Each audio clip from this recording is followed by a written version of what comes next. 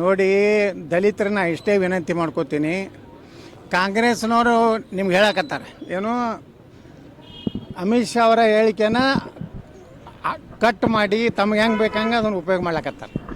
ಹಾಗಾದರೆ ಕಾಂಗ್ರೆಸ್ನ ನಾನು ಕೇಳಕ್ಕೆ ಬಯಸ್ತಾ ಇದ್ದೀನಿ, ಬಾಬಾ ಸಾಹೇಬ್ ಅಂಬೇಡ್ಕರ್ ಅವರಿಗೆ ಬಾಂದ್ರಾದಲ್ಲಿ, ದಾದರ್ದಲ್ಲಿ 2 ಸಲ ಸೋಲಿಸಿದವರು ಯಾರು?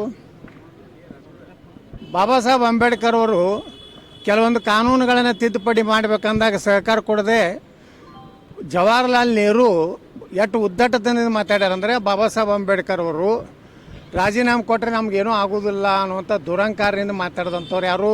ಜವಾಹರ್ಲಾಲ್ ನೆಹರು. ಬಾಬಾ ಸಾಹೇಬ್ ಅಂಬೇಡ್ಕರ್ ಅವರ ದೆಹಲಿಯಲ್ಲಿ ಅವರು ನಿಧನರಾದಾಗ ಅವರಿಗೆ ಒಂದು 10x10 ಜಾಗ ಕೊಡಲಾರ್ದವ್ರು ಯಾರು? ಕಾಂಗ್ರೆಸ್ನವರು. ಬಾಬಾ ಸಾಹೇಬ್ ಅಂಬೇಡ್ಕರ್ ಅವರು ನಮ್ಮ BJPಯ ಬೆಂಬಲಿತ ವಾಜಪೇಯಿ ಅದ್ವಾನಿಯವರು ಕೇಂದ್ರ ಮಂತ್ರಿ ಆದಾಗ ಭಾರತ ರತ್ನ ಕೊಟ್ಟರು. ನಾವು ಕೊಟ್ಟಿವಿ ಭಾರತ ರತ್ನ ನೆಹರುಗೂ ಯಾರು ಕೊಟ್ಟಿರಲಿಲ್ಲ, ನೆಹರು ಸ್ವಂತ ತಾನೇ ತೊಗೊಂಡ.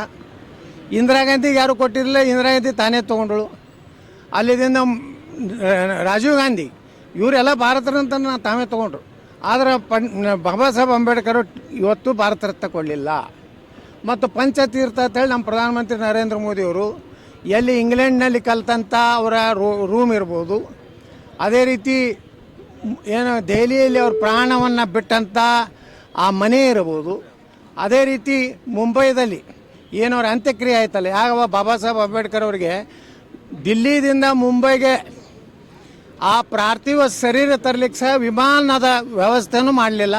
ಸ್ವತಃ ಬಾಬಾ ಸಾಹೇಬ್ ಅಂಬೇಡ್ಕರ್ ಅವರ ಕಾರ್ ಮಾರಿ ಆ ಬಂದಂಥ 5,000 ರೂಪಾಯಿ ಹಣದಲ್ಲಿ ಅವರ ಒಂದು ವಿಮಾನದ ಹಣ ಇದು ಏನು ಇದು ಅದನ್ನು ಬಾಡಿಗೆ ತುಂಬಿ ತೊಗೊಂಡು ಬರೋಂಥ ಪರಿಸ್ಥಿತಿ ಆಯಿತು.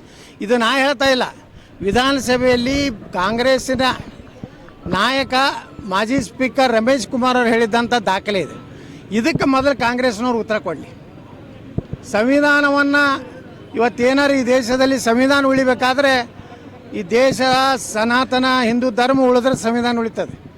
ಇವತ್ತು ಬಾಂಗ್ಲಾದಲ್ಲಿ ಯಾಕೆ ಸಂವಿಧಾನ ಇಲ್ಲ? ಇವತ್ತು ಪಾಕಿಸ್ತಾನದಲ್ಲಿ ಯಾಕೆ ನಮ್ಮ ಸಂವಿಧಾನ ಇಲ್ಲ? ಅಲ್ಲಿ ಇಸ್ಲಾಂ ಯಾಕೆ ಬಂತು? ಇದಕ್ಕೆಲ್ಲದಕ್ಕೂ ಉತ್ತರ ಕಾಂಗ್ರೆಸ್ ಹೇಳಬೇಕಾಗ್ತದೆ. ಕಾಂಗ್ರೆಸ್ಸು ಇವತ್ತು ಬಾಬಾ ಸಾಹೇಬ್ ಅಂಬೇಡ್ಕರ್ ಅವರ ಸಂವಿಧಾನವನ್ನು ಒಪ್ಪಿಲ್ಲ, ಕೇವಲ ಪುಸ್ತಕ ತೋರಿಸ್ತಾರೆ. ಆದರೆ ಇವತ್ತೆಲ್ಲ ಜಾರಿ ಮಾಡಿದಂಥದ್ದು ನರೇಂದ್ರ ಮೋದಿಯವರು. ಅಮಿತ್ ಶಾ ಅವರು ಏನು ಹೇಳಿಕ್ಕೆ ಹೋಗಿದ್ದಾರೆ ಅಲ್ಲಿ?